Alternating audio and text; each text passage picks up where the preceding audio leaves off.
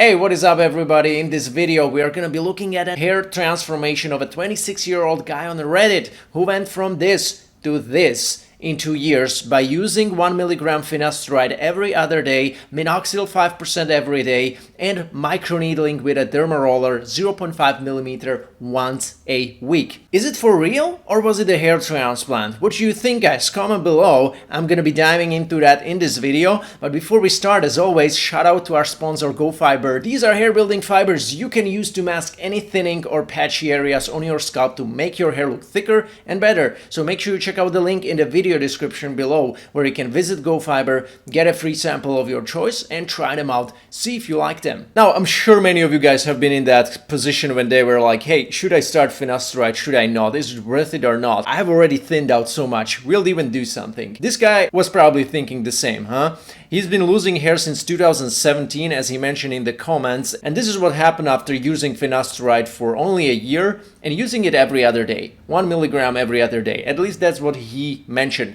When did you start seeing first improvements from finasteride? It was a good few months. I would say about 4 before I started to see a real difference. And some guys also were curious how his results looked like before starting derma rolling and minoxidil, and this was exactly the result. And then during the second year on this finasteride protocol, only the last 3 months, so probably like 3 months ago, before he posted this, he started doing the microneedling with 0.5 millimeter derma roller from Sdara, S-D-A-R-A, like the cheapest derma roller, 0.5 millimeter one you can find, and also added minoxidil 5% every day. They also asked him what was more important, finasteride or minoxidil for him, and he said finasteride is more important, he would say, and addresses the root cause, which is too much DHT. Minoxidil is a growth agent, but without finasteride, the hair follicles will just be attacked by the DHT, even though your hair might look temporarily thicker until it falls out. He was smart enough not to take 1 milligram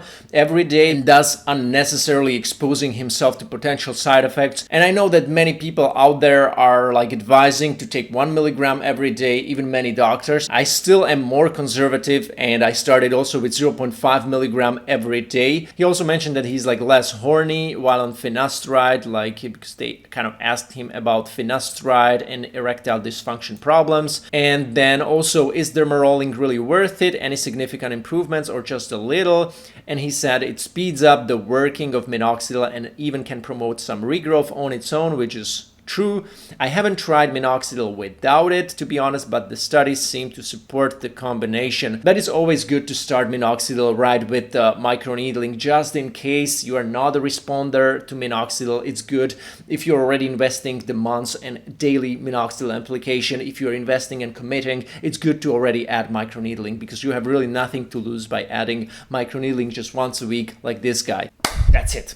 That's all the secrets all the people who went bald prematurely wish they had known before, summarized into these 3 things. That's the big 3. It's like you try to make the pizza with all the possible ingredients in the world, but not the tomato, not the cheese, not the wheat. Your pizza is not going to taste good. It's going to probably taste like shit. You can be the best cook in the world. It's not going to be good. Think. The same way guys are trying to use all the possible treatments in the world, but they don't use minoxidil or they don't use finasteride. They don't derma roll or they don't add ketoconazole shampoo. They try to some other alternatives because they think there's something else to it and then they fail. It's as simple as this, guys. There's really no secret. Anything besides that is just micromanagement. It's too much noise. People can have higher shedding rates than usual due to different scalp conditions like dermatitis, dandruff, scalp inflammation, and this can be also oftentimes related to your diet. These conditions are not causing the progressive hair miniaturization, okay?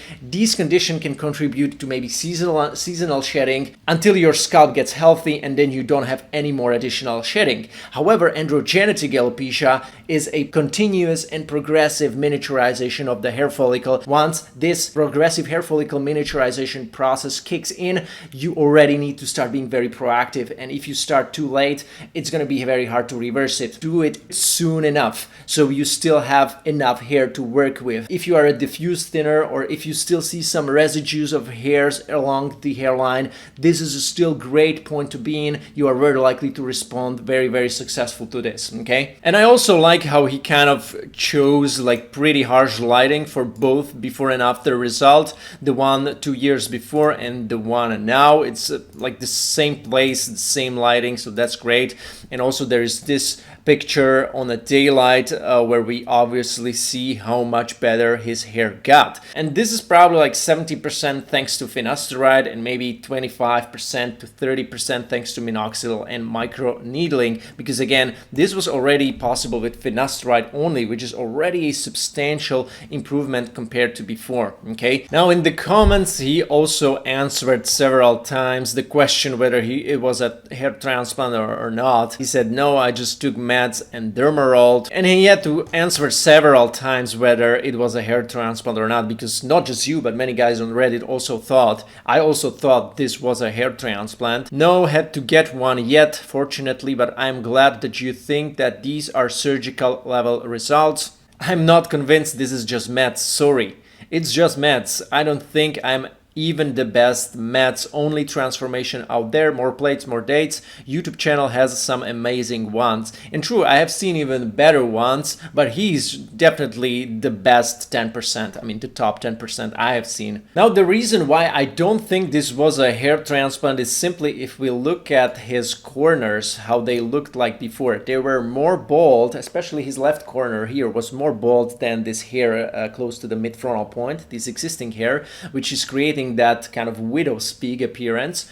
And we notice how that widow's peak area is much thicker compared to his left corner, and also the hairs are more pigmented in this area and in his left corner, and also in his right corner here 1 year after finasteride. It's looking very thin still on the corners, and in the center it's looking much fuller. Now if he would have a hair transplant, I think the corners would have been framed much better already after here on this picture, and they wouldn't look so receded, because what they do with a hair transplant, they try to make this density across the whole hairline very identical. So if somebody wants something more aggressive and more high density, they do like 50-60 grafts per square centimeter in the first centimeter of the hairline across the whole hairline, not just the front here but also the corners. I'm not seeing this with him, okay? Or even if they would have done just the conservative density of 30 to 40 grafts, I think they would have done it across the whole area, but I'm not seeing it with him again. And also the hair is more pigmented in the front. And why is the case? Because there was also more existing hair acting as support in that center of the hairline compared to the corners. On the corners, the hair has